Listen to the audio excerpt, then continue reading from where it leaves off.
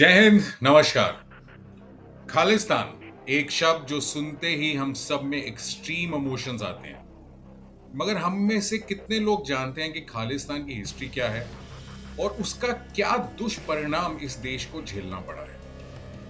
RNAW में special secretary रहे Shri GVS Sidhu ने अपनी किताब द खालिस्तान कॉन्स्पिरेसी में बहुत ही डिटेल के साथ खालिस्तान के बारे में जो बताया है, उन फैक्ट से हम में से ज्यादातर लोग वाकिफ नहीं हैं। सिद्धू साहब ने खालिस्तान को हवा देने वालों के बारे में बताया, श्रीमती इंदिरा गांधी की हत्या के बारे में बात की है और 1984 में सिखों के नरसंहार के बारे में भी बात की है। सिद्धू साहब का कहना है कि 1978 में ज्ञानी जैल सिंह चाहते थे अकाली दल और जनता पार्टी के अलायंस में फूट डाली जाए और जिसके लिए किसी सिख संत का इस्तेमाल किया जाए। सिद्धू साहब का कहना है कि इस प्लान पे जो लोग काम कर रहे थे वो थे कांग्रेस के दिग्गज नेता संजय गांधी, इंदिरा गांधी, ज्ञानी जैल सिंह और कमलनाथ। और ये सारी प्लानिंग और प्लॉटिंग चल रही थी एक अकबर रोड दिल्ली में, जो श्रीमती इंदिरा गांधी का रेजिडेंशियल ऑफिस था।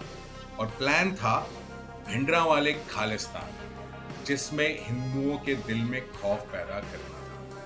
सिद्धू साहब का कहना है कि श्री कुलदीप नैयर ने अपनी किताब में लिखा है कि कमलनाथ ने कुलदीप नैयर को बताया था कि कांग्रेस ने भिंडरांवाले को रिक्रूट किया था और उसको पैसा भी भेजा जाता था, और ये वक्त था जब किसी ने शायद खालिस्तान का नाम भी नहीं सुना। सिद्धू साहब कहते हैं कि ज्ञानी जैल सिंह की मदद से 1978 में एक नया ग्रुप शुरू किया गया जिसका नाम था दल खालसा, और खालिस्तान की पहली गुहार इसी ग्रुप ने लगाई थी। और इस ग्रुप को ज्ञानी जैल सिंह फाइनेंशियली सपोर्ट करते थे। और इसी दल खालसा ने इंडियन एयरलाइंस के प्लेन को 1981 में हाईजैक किया, लाहौर ले गए और भिंडरांवाले को रिलीज करने की मांग की, क्योंकि उस टाइम भिंडरांवाले पुलिस कस्टडी में था। सिद्धू जी का कहना है कि 1976 से 1969 तक जब वो कनाडा में पोस्टेड थे, तब उन्होंने सिर्फ 2 लोगों से खालिस्तान के बारे में सुना था, और कनाडा में उस टाइम खालिस्तान के लिए सपोर्ट 0 थी। सिद्धू जी का कहना है कि पहली बार भारत में पब्लिकली खालिस्तान की मांग हुई थी 1981 की सिख कॉन्फ्रेंस में, जो चंडीगढ़ में हुई थी। और इस कॉन्फ्रेंस को प्रिजाइड किया था गंगा सिंह ढिल्लों ने, जो वॉशिंगटन डीसी से आए थे। काफी ड्यूबियस रेपुटेशन के मालिक थे, और कहा यह जाता है कि ढिल्लों को शायद स्पेशली बुलाया गया था खालिस्तान का ड्रामा शुरू करवाने के लिए। सिद्धू जी कहते हैं कि इमरजेंसी के बाद कांग्रेस एक फैमिली पार्टी बन के रह गई थी, और गांधी फैमिली के इंटरेस्ट का ध्यान रखना ज्यादा जरूरी था, ना कि देश के इंटरेस्ट का ध्यान रखना। 1980-1981 में सिद्धू जी ने अपने एक नोट में सरकार को आगाह किया कि कनाडा और यूएसए में गुरुद्वारों में रेडिकल एलिमेंट्स हावी होते जा रहे हैं और एंटी इंडिया और प्रो खालिस्तान प्रोपागेंडा बढ़ता जा रहा है। और सिद्धू साहब ये कहते हैं कि सरकार, जो कि कांग्रेस की थी, सरकार ने इस नोट का इस्तेमाल नेगेटिव तरीके से किया और मीडिया में और कहानियां फैलाई गई पंजाब में हिंदू सिख डिवाइड की, जो जमीनी सतह पे सच नहीं थी। 1981 से पंजाब और हरियाणा में हिंदुओं की टारगेटेड किलिंग्स शुरू हो गई और भिंडरांवाले को अरेस्ट करना था। मगर सिद्धू जी कहते हैं कि होम मिनिस्ट्री ने पुलिस को भिंडरांवाले को गिरफ्तार नहीं करने दिया, और उस टाइम होम मिनिस्टर थे ज्ञानी जैल सिंह। और कहा जाता है कि जिस कार में भिंडरांवाले सवार था, उस कार को हरियाणा के मुख्यमंत्री श्री भजन लाल जी ने भिजवाया था, और हम सब जानते हैं कि भजन लाल जी कांग्रेस के नेता। अब जब भिंडरांवाला अपने हेडक्वार्टर पहुंच गया, तो अब प्लान था कि इसे एक हाई प्रोफाइल ऑपरेशन में गिरफ्तार किया जाए ताकि कांग्रेस की वाहवाही हो। यहां तक कि इंडियन आर्मी को भी बोला गया, मगर आर्मी ने मना कर दिया। भिंडरांवाले को पकड़ने के बाद सिर्फ कुछ दिन के लिए फिरोजपुर जेल में रखा गया, और उसके बाद उसे किनाल गेस्ट हाउस में शिफ्ट कर दिया गया। एक आदमी जिसको आप टेररिस्ट मानते हैं, उसको एक ऐसी वीआईपी ट्रीटमेंट, और जो पुलिस वाले भिंडरांवाले को सपोजिटली इंटेरोगेट कर रहे थे, वो उसको जनाब या सर बोलते थे। कुछ टाइम के बाद भिंडरांवाले को छोड़ दिया जाता है, और फिर शुरू होता है टेररिज्म और टारगेटेड किलिंग्स का एक ऐसा दौर जो आपके रोंगटे खड़े कर देगा।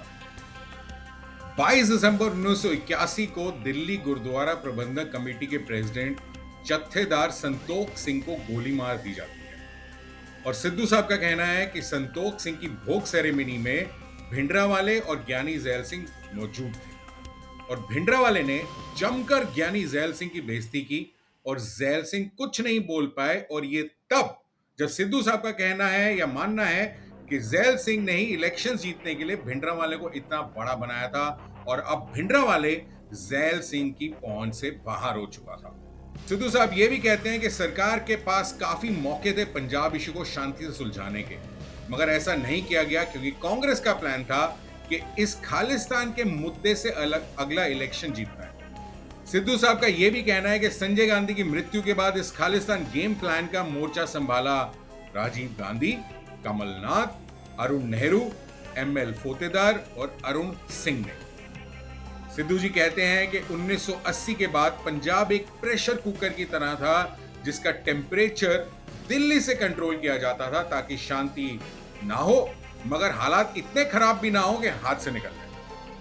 1982 से 1983 तक भिंडरांवाला इतना पावरफुल हो गया था कि अब वो इनफॉर्मल कोर्ट्स चलाने लग गया था। उसकी एक हिट लिस्ट थी उन लोगों की जो उसके मुताबिक सिखों के दुश्मन थे। एक किल स्क्वाड भी बन गया था, लेकिन सरकार ने जानबूझ के नहीं रोका उसको, क्योंकि प्लान था कि हिंदुओं के मन में इतना डर भर दो कि वो एक स्ट्रॉन्ग एक्शन की डिमांड करें। एक इंटरेस्टिंग फैक्ट जो सिद्धू साहब बताते हैं वो ये है कि भिंडरांवाले की मौत तक उसके खिलाफ एक भी एफआईआर नहीं थी। ये डर था या पॉलिटिक्स?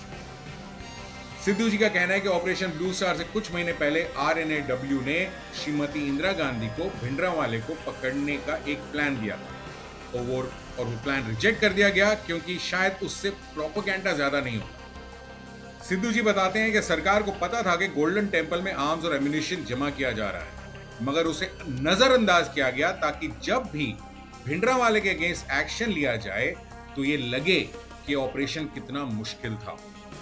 जून 1984 में श्रीमती इंदिरा गांधी की सरकार ने इंडियन आर्मी को ऑर्डर किया कि गोल्डन टेम्पल में बैठे टेररिस्ट को निकाला जाए एक मिलिट्री ऑपरेशन करके, और इंडियन आर्मी इसे करने में सफल रहती है, मगर फौज को भी काफी नुकसान उठाना पड़ता है क्योंकि फौज के पास ज्यादा इंटेलिजेंस नहीं थी इन टेररिस्ट के बारे में कि किस तरह के हथियार हैं, कितने टेररिस्ट हैं, और हरमिंदर साहब को बहुत ज्यादा नुकसान।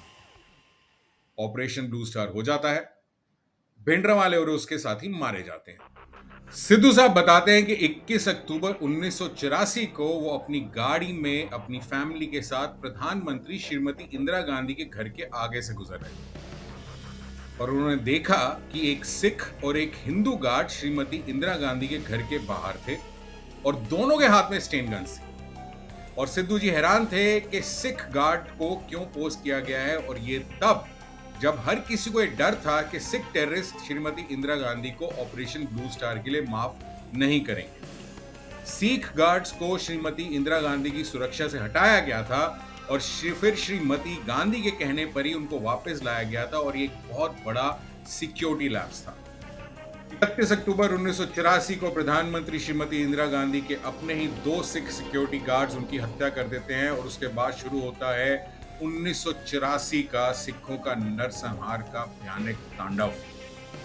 सिद्धू जी बताते हैं कि कैसे दिल्ली पुलिस के कुछ ऑफिसर्स ने सिखों के खिलाफ हो रहे इस नरसंहार को रोकने की कोशिश भी नहीं की, और वो ये भी बताते हैं कि राजीव गांधी को जब प्रधानमंत्री की शपथ दिलाई गई तो उसके बाद पीवी नरसिम्हा राव जो उस टाइम होम मिनिस्टर थे उनसे उनकी पुलिस पावर्स हटा ली गई, और ये तब था कि जब दिल्ली में खुलेआम सिखों को मारा जा रहा था, और अगले 3 दिनों तक ये मौत का नंगा नाच चलता रहा। आर्मी को डिप्लॉय नहीं किया गया, और राजीव गांधी ने इस नरसंहार को जस्टिफाई तक कर दिया और ये बोला कि जब कोई बड़ा पेड़ गिरता है तो धरती तो हिलती ही है। हम सब जानते हैं कि कांग्रेस के काफी सारे नेताओं के खिलाफ आरोप हैं कि उन्होंने सिखों के इस नरसंहार को करवाया और बढ़ावा दिया। वो एक अलग बात है कि कांग्रेस ने आज तक इस बात को नहीं माना है, और सज्जन कुमार के अलावा किसी भी कांग्रेस नेता को सजा नहीं मिली है।